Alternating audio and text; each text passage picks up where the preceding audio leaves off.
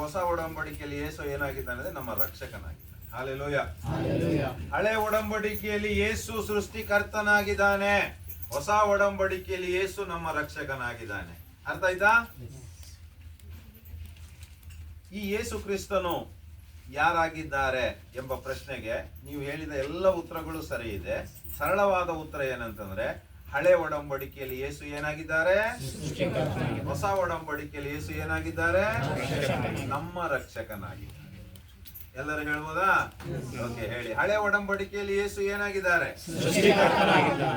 ಹೊಸ ಒಡಂಬಡಿಕೆಯಲ್ಲಿ ಯೇಸು ಏನಾಗಿದ್ದಾರೆ? ಎಲ್ಲರೂ ಹೇಳ್ತಾ ಇಲ್ಲ, ಎಲ್ಲರೂ ಹೇಳ್ಬೇಕು. ಹೇಳ್ರಿ ಈಗ, ಯೇಸು ಕ್ರಿಸ್ತರು ಯಾರಾಗಿದ್ದಾರೆ? ಹಳೆ ಒಡಂಬಡಿಕೆಯಲ್ಲಿ, ಹೊಸ ಒಡಂಬಡಿಕೆಯಲ್ಲಿ. ಈಗ ನೀವು ಹೇಳ್ಬೇಡ, ಹೆಣ್ಮಕ್ಳು ಮಾತ್ರ ಹೇಳಿ. ಹಳೆ ಒಡಂಬಡಿಕೆಯಲ್ಲಿ ಯೇಸು ಕ್ರಿಸ್ತರು ಯಾರಾಗಿದ್ದಾರೆ? ಮುಂದ್ಗಡೆ ಮಾತ್ರ ಹೇಳುದು, ಹಿಂದ್ಗಡೆ ಹೇಳಿ. ನೀರ್ ಬೇಕಾ? ನೀರು ಟೀ ಮಾಡಿಸ್ಲಾ? ಆಮೇಲೆ ಸರಿ, ಓಕೆ. ಈಗ ನೀವು ಗಂಡು ಮಕ್ಕಳಿಗಿಂತ ಸ್ಟ್ರಾಂಗ್ ಅಂತ ತೋರಿಸ್ಬೇಕು. ಈಗ ಹಳೆ ಒಡಂಬಡಿಕೆಯಲ್ಲಿ ಯೇಸು ಕ್ರಿಸ್ತರು ಏನಾಗಿದ್ದಾರೆ? ಸ್ವಲ್ಪ ಪಿಕಪ್ ಆತ, ಹಿಂದ್ಗಡೆ ಇನ್ನೂ ಪಿಕಪ್ ಆತ. ಈಗ ನೀವು ನಿಧಾನ ನೋಡೋಣ, ಇಲ್ಲಿ ಅವ್ರೇನು. ಹಳೆ ಒಡಂಬಡಿಕೆಯಲ್ಲಿ ಯೇಸು ಏನಾಗಿದ್ದಾರೆ? ಅಡ್ಡಿ ಇಲ್ಲ. ಈಗ ಈಗ ಈಗ ಅಷ್ಟು ಹೇಳಿ. ಹಳೆ ಒಡಂಬಡಿಕೆಯಲ್ಲಿ ಯೇಸು ಏನಾಗಿದ್ದಾರೆ? ಹಳೆ ಒಡಂಬಡಿಕೆಯಲ್ಲಿ ಯೇಸು ಏನಾಗಿದ್ದಾರೆ? ನೋಡ್ರಿ, ಇವ್ರನ್ನ ಗೆಲ್ಬೇಕ ಬೇಡ? ಮನೆ ಗೆಲ್ತಾರಲ್ಲ, ಮಾತಾಡಿ. ಬಾರಪ್ಪ ಇಲ್ಲಿ. ಮನೆಗೆ ಯಾರಾದ್ರೂ ಬಂದ್ಬಿಟ್ರಿ, ಏನ್ರಿ ಬರ್ರಿ ಅಂತ ಕರೀತೀವಿ. ಮನೆಗೆ ಯಾರು ಬಾ ABCD ಹೇಳ್ಕೊಡ್ತೀವಲ್ವಾ? ಇರ್ಲಿ. ಈಗ ಒಟ್ಟಿಗೆ ಹೇಳ್ತೀರಾ? ಹಳೆ ಒಡಂಬಡಿಕೆಯಲ್ಲಿ ಯೇಸು ಯಾರಾಗಿದ್ದಾರೆ? ಹೊಸ ಒಡಂಬಡಿಕೆಯಲ್ಲಿ ಯೇಸು ಯಾರಾಗಿದ್ದಾರೆ? ಹಳೆ ಒಡಂಬಡಿಕೆಯಲ್ಲಿ ಯೇಸು ಯಾರಾಗಿದ್ದಾರೆ?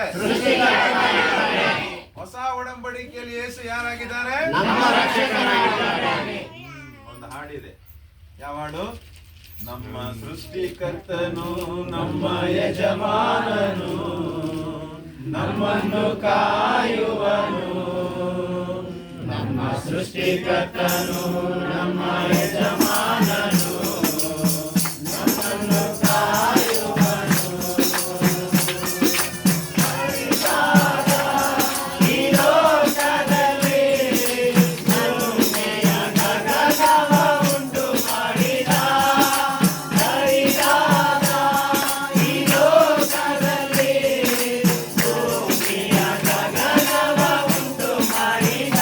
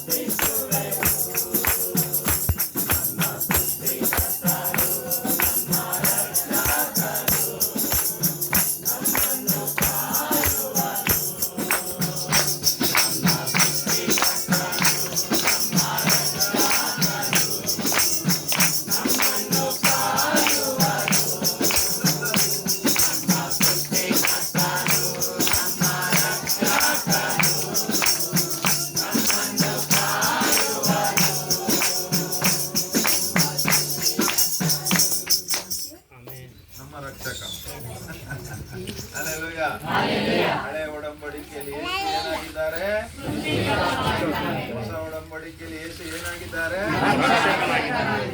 Very good. ಹಾಗಾಗಿ ಬೈಬಲ್ ಅಲ್ಲಿ ಎಷ್ಟು ವಿಭಾಗಗಳಿದೆ? ಎರಡು. ಯಾವ್ದು? ಹಳೆಯ ಒಡಂಬಡಿಕೆ, ಹೊಸ ಒಡಂಬಡಿಕೆ. ಯಾಕೆ ಬೈಬಲ್ ಅಲ್ಲಿ ಈ ರೀತಿ ಎರಡು ಒಡಂಬಡಿಕೆಗಳಿದಾವೆ?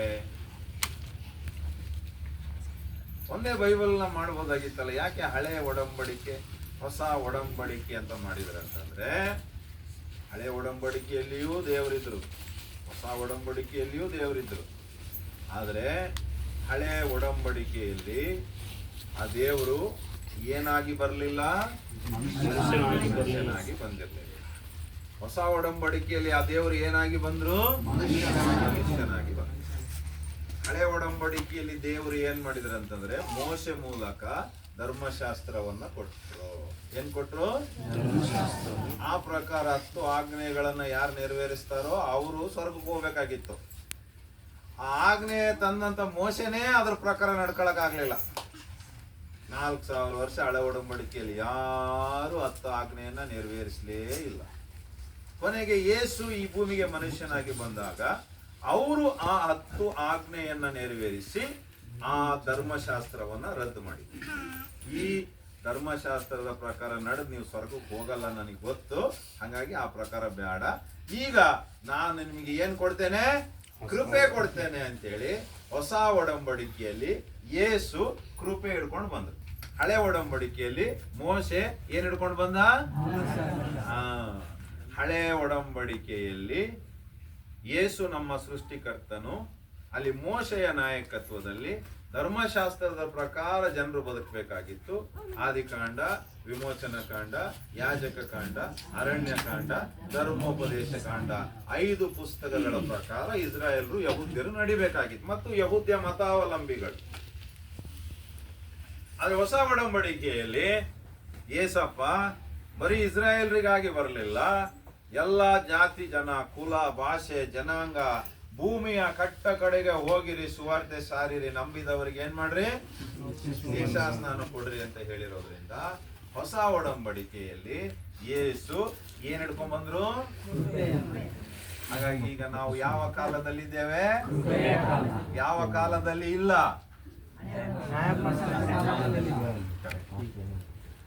ಹಾಗಾಗಿ ಯೇಸು ಕೃಪೆ ಹಿಡ್ಕೊಂಡು ಬಂದ್ರಲ್ಲ.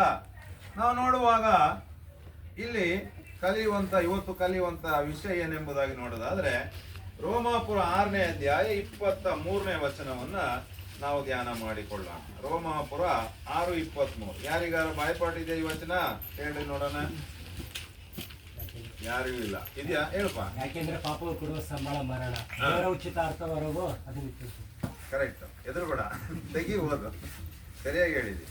ಹಾಗೆ ರೋಮಾಪುರ 6ನೇ ಅಧ್ಯಾಯ 23ನೇ ವಚನಕ್ಕೆ ನಾವು ನಮ್ಮ ಬೈಬಲ್ ಅನ್ನ ತಿರುಗಿಸೋಣ. ಬೈಬಲ್ ಇದ್ದವರು ಜೋರಾಗಿ ಇನ್ನೊಂದ್ಸರಿ ಓದಿ. ಬೇರೆಯವರು ಓದಿ, ಸ್ತ್ರೀಯರು ಓದಿ. ಪಾಪವು ಕೊಡುವ ಸಂಬಳ ಮರಣ, ದೇವರ ಉಚಿತಾರ್ಥವರವು ನಮ್ಮ ಕರ್ತನಾದ ಕ್ರಿಸ್ತ ಯೇಸುವಿನಲ್ಲಿರುವ ನಿತ್ಯ ಜೀವ. ಪಾಪವು ಕೊಡುವ ಸಂಬಳ ಮರಣ. ಪಾಪ ಅಂದ್ರೆ ಏನು?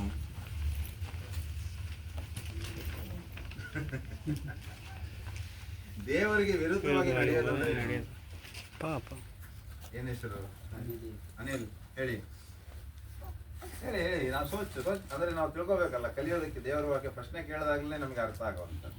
ಹಾಗೆ ನಾವು ಬೈಬಲ್ ಕಾಲೇಜಲ್ಲಿ ಇದ್ದಾಗ ಬಹಳ ಪ್ರಶ್ನೆಗಳನ್ನ ಕೇಳ್ತಾ ಇದ್ವಿ. ಪ್ರಶ್ನೆಗಳು ಕೇಳಿ ಕೇಳಿ ಕೇಳಿ ಕೇಳಿ ಕೇಳಿ ಆ ದೇವರು ಅಷ್ಟು ಪ್ರಶ್ನೆಗಳಿಗೆ ನಮಗೆ ಉತ್ತರಗಳನ್ನ ತಿಳಿಸಿದ್ರು. ಹಾಗೆ ಪಾಪವು ಕೊಡುವ ಸಂಬಳ ಮರಣ. ಈ ಸಂಬಳ ಅಂದ್ರೆ ಗೊತ್ತದ ನಿಮಗೆ, ನಾನೇನು ಹೇಳೋ ಅವಶ್ಯಕತೆ ಇದೆ? ಪೇಮೆಂಟ್, ಸಂಬಳ. ಇವತ್ತು ಈಗ ಭತ್ತ ಕೊಯ್ಯಕತ್ತಾರ, ಹುಲ್ ಹಾಕಿದ್ರೆ ಎಷ್ಟು ಸಿಗ್ತದೆ? 200 ರೂಪಾಯಿ 300 ರೂಪಾಯಿ ಸಿಗ್ತದೆ, ಹೌದಾ? ಅದೇ ಸಂಬಳ. ಆಯ್ತಾ? ಕೂಲಿ ಕೆಲ್ಸಕ್ಕೆ ಹೋದ್ರೆ ಸಂಬಳ. ಪೇಟೆ ಸಿಟಿಗೆ ಹೋದಿವಿ ಅಂತಂದ್ರೆ, ಗಾರೆ ಕೆಲ್ಸಕ್ಕೆ ಹೋದ್ರೆ ತರಗಾರಂಗೆ 800 ರೂಪಾಯಿ, ಹೆಲ್ಪರಿಗೆ 500 ರೂಪಾಯಿ ಕೂಲಿ. ಹೀಗೆ ಸಂಬಳ ಅಂದ್ರೆ ನಿಮಗೆ ಗೊತ್ತು. ಆದ್ರೆ ಪಾಪದ ಸಂಬಳ ಮರಣ ಅಂತ ಬೈಬಲ್ ಹೇಳ್ತಾ ಇರೋದ್ರಿಂದ, ಈಗ ಪಾಪ ಅಂದ್ರೆ ಏನಂತ ತಿಳ್ಕೊಬೇಕಲ್ಲ. ಏನು ಪಾಪ? ಅಯ್ಯೋ ಪಾಪ ಅಂತ. ಕೆಲವೊಂದ್ಸರಿ ಮುದ್ದಾದ ಮಕ್ಕಳು ಅಯ್ಯೋ ಪಾಪಿ ಅಂತ ಕರಿತೀವಿ. ಸಂದರ್ಭಕ್ಕೆ ಅನುಗುಣವಾಗಿ ಅದು ಪದ ಪ್ರಯೋಗ ಆಗ್ತದೆ. ಆಯ್ತಾ? ಈಗ what is the definition of ಪಾಪ ಎಂದರೆ ಏನು ಎಂಬುದಾಗಿ ನಾವು ನೋಡುವುದಾದ್ರೆ, ಈಗ ನೀವು ಹೇಳಿ ಸರಿ, ಏನ್ ಹೇಳಿದ್ರಿ? ದೇವರಿಗೆ ವಿರುದ್ಧವಾಗಿದೆ. ದೇವರಿಗೆ ವಿರುದ್ಧವಾಗಿರೋದು ಏನು ಅಂತ ನೋಡುವಾಗ ಅವಿಧೇಯತೆ ಎಲ್ಲ ಬಹಳ ಇದೆ, ಅದು ವಿಚಾರಗಳು ಮಾತಾಡೋಣ ಮುಂದೆ. ಈಗ ಪಾಪ ಅಂದ್ರೆ ಏನು ಅಂತ ನೋಡೋದಕ್ಕಿಂತ ಮೊದಲು ಪಾಪ ಎಲ್ಲಿಂದ ಬಂತು ಅಂತ ನಾವು ನೋಡೋದಾದ್ರೆ, ಲೋಕದ ಪ್ರಕಾರ ನಮ್ಮ ನಮ್ಮ ನಮ್ಮ ಮಕ್ಕಳನ್ನ ಶಾಲೆ ಕಳಿಸ್ತೀವಲ್ಲ, ಅಲ್ಲಿ ವಿಜ್ಞಾನ ಏನ್ ಕಲಿಸಿಕೊಡ್ತದೆ ಅಂದ್ರೆ ಎವಲ್ಯೂಷನ್ ಥಿಯರಿ, ಅಂದ್ರೆ ವಿಕಾಸವಾದ. ಈ ಭೂಮಿ ಹೆಂಗ್ ಉತ್ಪತ್ತಿ ಆಯ್ತು, ಮನುಷ್ಯ ಎಲ್ಲಿಂದ ಬಂದ, ಏಕಕೋಶ ಜೀವಿ ಅಮೀಬಾ ಆದ, ಆಮೇಲೆ ಇನ್ನೊಂದು ಪ್ರಾಣಿ ಆದ, ಇನ್ನೊಂದು ಮಂಗನಾದ, ಮಂಗನಿಂದ ಏನಾದ ಅಂತ ನಮ್ಮ ಪಾಠ ಕಲಿಸ್ಕೊಡ್ತದೆ. ಆದ್ರೆ ಬೈಬಲ್ ಏನ್ ಕಲಿಸ್ಕೊಡ್ತದೆ? ಮಂಗನಿಂದ ಮಾನವ ಅಲ್ಲ, ಮಣ್ಣಿನಿಂದ ಮಾನವ. ದೇವರು ಭೂಮಿಯ ಧೂಳನ್ನ ಸೇರಿಸಿ ಮಣ್ಣಿನಲ್ಲಿ ಗೊಂಬೆ ಮಾಡಿ ಅವನ ಮೂಗಿನಲ್ಲಿ ಜೀವ ಶ್ವಾಸವನ್ನ ಊದಿದಾಗ ಅವನೇನಾದ? ಹೌದದು ಬೈಬಲ್ ಹೇಳ್ಬೋದು. ಹಾಗೆ ಮೊದಲನೇ ಮನುಷ್ಯ ಯಾರು? ಆದ. ನೋಡಿದಿರಾ? ಅದೇ ಪ್ರಶ್ನೆ ನೀವು ನನಗೆ ಕೇಳ್ರಿ, ನೋಡಿದಿರೇನ್ರಿ? ಇಲ್ಲ. ಹಾಗಾದ್ರೆ ಎಲ್ಲಿದೆ? ಬೈಬಲ್ ಇದೆ. ಬೈಬಲ್ನ ನೀವು ನಂಬ್ತೀರಿ, ನಾನು ನಂಬ್ತೀನಿ. ಹಾಗಾಗಿ ದೇವರು ಆದಾಮನನ್ನ ತನ್ನ ಸ್ವಂತ ಕೈಗಳಿಂದ ಭೂಮಿಯ ಮಣ್ಣಿನಿಂದ ಗೊಂಬೆಯಾಗಿ ಮಾಡಿ, ಅದರಲ್ಲಿ ಯಾವಾಗ ದೇವರು ಆ ಶ್ವಾಸ ಊದಿದ್ರಲ್ಲ, ಆಗ ಅವನೇನಾದ? ಜೀವ ಆತ್ಮ ಆದ, ಬದುಕುವ ಪ್ರಾಣಿ ಆದ ಅಂತ ಬೈಬಲ್. ಅವಾಗ ಅವನ ಮೈಂಡ್ ವರ್ಕ್ ಆಗ ಸ್ಟಾರ್ಟ್, ಬ್ರೈನ್ ಸ್ಟಾರ್ಟ್ ಆಯ್ತು, ಹಾರ್ಟು ಪ್ರತಿಯೊಂದು ಸ್ಟಾರ್ಟ್ ಆಯ್ತು. ದೇವರು ಆದಾಮ ಇಬ್ಬರೇ ಇದ್ದಾರೆ. ದೇವ್ರು ಏನ್ ಮಾಡಿದ್ರು? ಬಾರಪ್ಪ ಇಲ್ಲಿ ಅಂತ ಆದಾಮನ್ ಕರ್ಕೊಂಡು ಹೋದ್ರು. ಒಂದು ತೋಟವನ್ನು ತೋರಿಸಿದ್ರು ಅವನಿಗೆ. ಯಾವ ತೋಟ? ಏದೇನ್ ತೋಟಕ್ಕೆ ಕರ್ಕೊಂಡು ಹೋಗಿ ದೇವ್ರು ಏನ್ ಹೇಳಿದ್ರು ಅವನಿಗೆ? ಈ ತೋಟವನ್ನ ನೀನು ವ್ಯವಸಾಯ ಮಾಡಬೇಕು, ಅದು ಅವನ ಕೆಲಸ. ಹಾಗೆ ಗಂಡು ಮಕ್ಕಳಿಗೆ ಏನಿರ್ಬೇಕು? ಕೆಲಸ ಇರಬೇಕು. ಉದ್ಯೋಗಂ ಪುರುಷ ಲಕ್ಷಣಂ. ಹಾಗೆ ಸುಮ್ಮನೆ ಮೊಬೈಲ್ ನೋಡ್ಕೊಂಡು ಟಿವಿ ನೋಡ್ಕೊಂಡ ಇರಬಾರದು. ನಾವು ಕೆಲಸ ಮಾಡಲೇಬೇಕು. ಯಾಕಂದ್ರೆ ದೇವರ ವಾಕ್ಯದಲ್ಲಿ ಮೊದಲು ಆದಾಮನಿಗೆ ಹೆಂಡತಿ ಕೊಡೋಕಿನ ಮೊದಲು ದೇವ್ರು ಏನ್ ಕೊಟ್ರು ಅವನಿಗೆ? ಫಸ್ಟ್ ಕೆಲಸ ಮಾಡ್ಬೇಕು. ಹಾಗಾಗಿ ದೇವರು ಆದಾಮನನ್ನ ಸೃಷ್ಟಿ ಮಾಡಿ ಏದೇನ್ ತೋಟಕ್ಕೆ ಕರ್ಕೊಂಡು ಬಂದು ಕೆಲಸ ಕೊಡ್ತಾರೆ. ಈ ತೋಟದ ಈ ತೋಟವನ್ನ ನೀನು ವ್ಯವಸಾಯ ಮಾಡ್ಬೇಕು, ಕಾಯ್ಬೇಕು. ಸಂಬಳ ಏನು? ಈ ಮರದ ಹಣ್ಣುಗಳನ್ನ ನೀನ್ ಏನ್ ಮಾಡ್ಬೋದು? ಅದೇ ಸಂಬಳ. ಆದ್ರೆ ಕಂಡೀಷನ್ ದೇವರು ಇಟ್ರು ಒಂದು, ಏನು? ತಿನ್ಬಾರ್ದು. Very good. ಎಲ್ಲಾ ಮರದ ಹಣ್ಣು ತಿನ್ಬೋದು, ಒಂದು ಮರದ ಹಣ್ಣನ್ನು ನೀನ್ ಏನ್ ಮಾಡಬಾರ್ದು ಆದಾಮ? ಮುಟ್ಟಲಬಾರದು, ತಿನ್ನಲಬಾರದು. ಮುಟ್ಟಲಬಾರದಂತ ದೇವರು ಹೇಳಲಿಲ್ಲ, ಅದು ಅವಳು ಸೇರಿಸಿದ್ದ ಆಮೇಲೆ. ಅರ್ಥ ಆಯ್ತಾ? ಹೆಂಗೆ ದೇವರ ವಾಕ್ಯ ಒಂದ್ ಹೇಳಿದ್ರೆ ನಾವು ಒಂದ್ ಸೇರಿಸ್ತೀವಲ್ಲ, ಹಂಗೆ ಅವಳು ದೇವರ ವಾಕ್ಯಕ್ಕೆ ಸೇರಿಸಿದ್ಲು. ಬಿಟ್ರೆ ಈಗ ಹಣ್ಣು ತಿನ್ಬೇಡ ಅಂದ್ಮೇಲೆ ಹಣ್ಣು ಕೊಳತ್ ಕೆಳಗೆ ಬೀಳ್ತತಿ. ಈಗ ಮುಟ್ಲಿಲ್ಲ ಅಂದ್ರೆ ಹೆಂಗ್ ತಗೊಂಡಾಗ ಅದನ್ನ ಬಿಸಾಕ್ತಾನ ಅವನು. ಆ ಹಣ್ಣು ಕೊಳತ್ರೆ ಏನಾಗತ್ತೆ? ಮನಿ ಮುಂದೆ ಒಂದ್ ಕೊಳತಣ್ಣ ಇಟ್ಕೊಂಡ್ರೆ ಏನಾಗತ್ತೆ ಹೇಳ್ರಿ? ಮತ್ತೆ ದೇವ್ರು ಮುಟ್ಬೇಡ ಅಂತ ಹೇಳಲಿಲ್ಲ. ದೇವ್ರು ಹೇಳಿದ್ದೇನು ಅವನಿಗೆ? ಈ ಮರದ ಹಣ್ಣು ತಿನ್ಬೇಡ, ಕೆಳಗೆ ಬೀಳ್ತಾವಲ್ಲ ಆರ್ಸ್ಕೊಂಡೋಗಿ ಬಿಸಾಕ. ಅವನಿಗೆ ಮರದ ಹತ್ರ ಬಂದು ನೋಡುವಾಗ, ದೇವ್ರು ಈ ಹಣ್ಣನ್ನು ಏನ್ ಮಾಡಬೇಡ ಅಂತ ಹೇಳಿದಾರೆ. ದೇವ್ರು ಹೇಳಿದ ನಾವು ನೆನ್ ಮಾಡ್ಕೋಬೇಕು. ಅರ್ಥ ಆಗ್ತಿದ್ಯಾ? ಆ ಹಣ್ಣಿನಲ್ಲಿ ಏನೇನು ಇಲ್ಲ. ಕೆಲವರು ಹಣ್ಣಿನ ಬಗ್ಗೆ ಏನೇನು ಹೇಳ್ತಾರೆ, ಹಂಗಿರ್ಬೋದು ಹಿಂಗೆ. ಅದು ಒಂದು ರೀತಿಯ ಹಣ್ಣು. ಆದ್ರೆ ದೇವರು ಮಾತಿನಲ್ಲಿರೋದು ಶಕ್ತಿ. ದೇವರು ತಿನ್ನು ಅಂದ್ರೆ ತಿನ್ಬೇಕು, ದೇವರು ತಿನ್ನಬೇಡ ಅಂದ್ರೆ ಅಷ್ಟೇ. ಹಾಗಾಗಿ ದೇವರು ಆದಾಮನನ್ನ ಸೃಷ್ಟಿಸಿ ಅವನನ್ನ ಇದೇನ್ ತೋಟ ಕರ್ಕೊಂಡ್ಬಂದು ಅವನಿಗೊಂದು ಕೆಲಸ ಕೊಟ್ಟು, ಅವನಿಗೊಂದು ಸಂಬಳ ಕೊಟ್ಟು, ಅವನಿಗೊಂದು ಆಜ್ಞೆ ಕೊಡ್ತಾರೆ, ರೂಲ್ಸ್. ಏನು? ಎಲ್ಲಾ ಮರದ ಹಣ್ಣನ್ನು ತಿನ್ಬೋದು, ಈ ಮರದ ಹಣ್ಣನ್ನು ನೀನ್ ಏನ್ ಮಾಡಬಾರ್ದು. ತಿಂದ್ರೆ ಏನಾಗ್ತೀಯ? ಸತ್ತೇ ಹೋಗ್ವಿ. ಯಾರ ಬಾಯಲ್ಲಿ ಬಂತು ಸಾಯ ಮಾತು? ಮನುಷ್ಯರ ಬಾಯಲ್ಲ, ದೇವ್ರ ಬಾಯಲ್ಲ. ಈ ಮರದ ಹಣ್ಣನ್ನು ನೀನ್ ತಿಂದ್ರೆ ಏನಾಗ್ತೀಯ? ಆದಾಮನಿಗೆ ಏನಾರ ಸಾಯೋದ್ ಗೀಯದ್ ನೋಡಿದ್ನ? ಅವನಿಗೆ ಸಾಯೋದಂದ್ರೆ ಏನಂತಾನೆ ಗೊತ್ತಿಲ್ಲ. ಯಾಕಂದ್ರೆ ಫ್ರೆಶ್ ಅವನು ತಾಯಿಯ ಗರ್ಭದಲ್ಲಿ ಹುಟ್ಟಲಿಲ್ಲ, ಅವನು ಸೃಷ್ಟಿಸಲ್ಪಟ್ಟ. 30 ವರ್ಷದ ಯೌವನಸ್ಥನಾಗಿ ಸೃಷ್ಟಿಸಲ್ಪಟ್ಟ. ಅವನು ಎಂಗೇಜ್ ಅಲ್ಲೇ, ಅವನು ತರುಣ. ಮದುವೆ ಅವನಿಗೆ ಸೃಷ್ಟಿ ಮಾಡಿದ್ರು, ಕರ್ಕೊಂಬಂದು ಕೆಲಸ ಕೊಟ್ರು. ತಕ್ಷಣ ದೇವ್ರು ಏನ್ ಮಾಡಿದ್ರು? ಮದುವೆ ಮಾಡಿಸಿದ್ರು. ಅವನಿಗೆ ಹೆಂಗೆ ಮದುವೆ ಮಾಡಿಸಿದ್ರು? ಕೆಲಸ ಎಲ್ಲ ಕೊಟ್ಟ ಮೇಲೆ ದೇವ್ರು ಹೇಳ್ತಾರೆ, ಈ ಎಲ್ಲ ಮರದ ಹಣ್ಣು ತಿನ್ನು, ಈ ಮರದ ಹಣ್ಣು ತಿನ್ಬೇಡ, ತಿಂದು ನೀನೇನಕ್ಕೆ ಆದಾಮ ಸತ್ಯ. ದೇವ್ರು ನೋಡ್ತಾರೆ, ಎಲ್ಲ ಜೊತೆ ಜೊತೆಯಾಗಿರ್ತದೆ. ಬೈಬಲ್ ಹೇಳಿದ ಮನುಷ್ಯನು ಒಂಟಿಯಾಗಿರುವುದು ಸರಿಯಲ್ಲ ಅಂತೇಳಿ ಜೊತೆ ಮಾಡ್ಬೇಕಂದ್ರೆ ದೇವ್ರು ಮತ್ತೊಂದಿಷ್ಟು ಮಣ್ಣು ತಗೊಂಬಂದು ಮತ್ತೊಂದು ಸ್ತ್ರೀ ರೆಡಿ ಮಾಡಿ ಮೂಗ್ನಲ್ಲಿ ಊದ್ಬೋದಾಗಿತ್ತಲ್ಲ ಅಂತ ಜೀವವನ್ನ ಯಾಕೆ ದೇವ್ರ ಹಂಗ್ ಮಾಡ್ಲಿಲ್ಲ? ದೇವ್ರ ಹೆಂಗ್ ಮಾಡಿದ್ರು? ಆದಾಮನಿಗೆ ಗಾಢ ನಿದ್ರೆಯನ್ನ ಬರೆಸಿ ಅವನ ಪಕ್ಕೆ ಎಲುಬನ್ನ ತೆಗೆದು ಆ ಪಕ್ಕೆ ಎಲುಬಿನಲ್ಲಿ ಒಂದು ಸ್ತ್ರೀಯನ್ನ ಮಾಡಿ ಅವನು ಎದ್ದೇಳೋದ್ರೊಳಗಾಗಿ ಮುಂದೆ ಒಂದು ದೇವ್ರು ಏನ್ ಮಾಡಿಬಿಟ್ರು? ನೋಡೋದಕ್ಕೆ ಅವನ ತರನೇ ಇದ್ಲು, ಆದ್ರೆ ಸ್ವಲ್ಪ ಚೇಂಜಸ್ ಇರ್ತವೆ ಅಷ್ಟೇ. ಅರ್ಥ ಆಗ್ತಿದ್ಯಾ? ಇವನು ಮಾತಾಡ್ತಿದ್ದ, ಅವಳು ಮಾತಾಡ್ತಿದ್ದ, ಇವನಿಗೂ 2 ಕಣ್ಣಿತ್ತು, ನೋಡುವಾಗ ಸೇಮ್ ಟು ಸೇಮ್. ಅದಕ್ಕೆ ಆದಾಮ ಹೇಳ್ತಾನೆ, ಈಗ ಸರಿ, ನರನಿಂದ ಬಂದ ಕಾರಣ ಈಕೆ ಏನ್ ಅನ್ಸ್ಕೊಂತಾಳೆ? ಈಗ ಮ್ಯಾಚ್ ಆಯ್ತು. ದೇವರು ಇದನ್ನೆಲ್ಲ ಮಾಡ್ತಾರೆ. ಕೊನೆಗೆ ಅವಳು ಆದಾಮ ದೇವರ ಸನ್ನಿಧಾನ, ಏದೇನ ತೋಟ, ಪರ್ಫೆಕ್ಟ್ ಎನ್ವೈರನ್ಮೆಂಟ್ ಅಂತ ಕರೀತದೆ ಇಂಗ್ಲಿಷ್ನಲ್ಲಿ. ಸರಿಯಾದ ಪರಿಸರ, ಸರಿಯಾದ ಪರಿಸ್ಥಿತಿ, ಅಲ್ಲಿ ಎಲ್ಲ ಇತ್ತು, ಏನಿರಲಿಲ್ಲ. ಏದೇನ ತೋಟದಲ್ಲಿ ಎಲ್ಲ ಇತ್ತು, ಏನಿರ್ಲಿಲ್ಲ. ಯಾವ ವಾಕ್ಯ ಓದ್ತಾ ಇದೀವಿ ನಾವು, ಅದನ್ನ ಸಂದರ್ಭ ನೆನ್ಪಿಟ್ಕೋಬೇಕು. ಏನಿರ್ಲಿಲ್ಲ ಅಲ್ಲಿ? ಏನಿರ್ಲಿಲ್ಲ ಅಲ್ಲಿ? ಇರ್ಲಿಲ್ಲ. ಹಾಗಾಗಿ ಅವರು ಬೆತ್ತಲೆ ಆಗಿದೆ ಅಂತ ಅವ್ರಿಗೆ ಗೊತ್ತಾಗ್ಲೇ ಇಲ್ಲ. ಕಾರಣ ಅವರು ಸಿನ್ಲೆಸ್ ಬಾಡಿ, ಅವರು ಮುಗ್ಧತೆ ಇತ್ತು. 1 ವರ್ಷದ ಮಗುವನ್ನ ನೀವು ಬೆತ್ತನಿಸಿದ ಅವನಿಗೇನು ಅನಿಸ್ತದ? ಏನು ಅನಿಸ್ತದಲ್ಲ, ಯಾಕಂದ್ರೆ ಅವನು ಮುಗ್ಧ, ಅವನಿಗೇನು ಗೊತ್ತಿಲ್ಲ, ಅವನಿಗೆ ಬಟ್ಟೆ ಹಾಕೋಬೇಕಂತ ಗೊತ್ತಿರೋದಲ್ಲ, ಏನು ಗೊತ್ತಿರೋದು. ಹಾಗೆ ದೇವರು ಆದಾಮ ಅವಳನ್ನ 30ನೇ ವರ್ಷದಲ್ಲಿ ಹಂಗೆ ಮುಗ್ಧತೆಯಲ್ಲಿ ದೇವರು ಸೃಷ್ಟಿ ಮಾಡಿದ್ರು. ಅಲ್ಲಿ ಸೈತಾನ ಹಾವಿನ ಮೂಲಕ ಬಂದ, ಅಲ್ಲಿ ಅವಳನ್ನ ವಂಚಿಸಿದ. ಏನ್ ಪ್ರಶ್ನೆ ಕೇಳ್ತಾನೆ? ಏನವ್ವ, ದೇವರು ಈ ಎಲ್ಲಾ ಮರದ ಹಣ್ಣನ್ನ ತಿನ್ಬೇಡ ಅಂತ ಹೇಳಿದ್ರ ಅಂತ ಕೇಳ್ತಾನ. ಅದಕ್ಕೆ ಅವಳು ಏನ್ ಹೇಳ್ತಾಳೆ? ಇಲ್ಲಪ್ಪ, ಈ ಎಲ್ಲಾ ಮರದ ಹಣ್ಣು ತಿನ್ಬೋದಂತೆ, ಈ ಹಣ್ಣು ತಿನ್ಬಾರ್ದಂತೆ, ಏನ್ ಮಾಡಬಾರ್ದಂತೆ, ಮುಟ್ಟಬಾರ್ದಂತೆ ಅಂತ ಸೇರಿಸ್ತಾಳೆ ದೇವ್ರ ವಾಕ್ಯ. ಆಗ ಸೈತಾನ ಏನ್ ಮಾಡ್ತಾನೆ?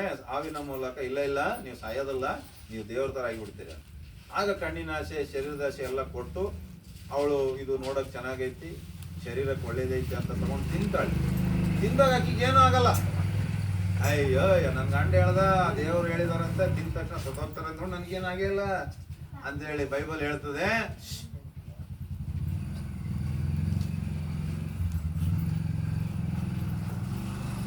ತಾನು ತಿಂದಳು, ಸಂಗಡ ಇರುವ ಗಂಡನಿಗೂ.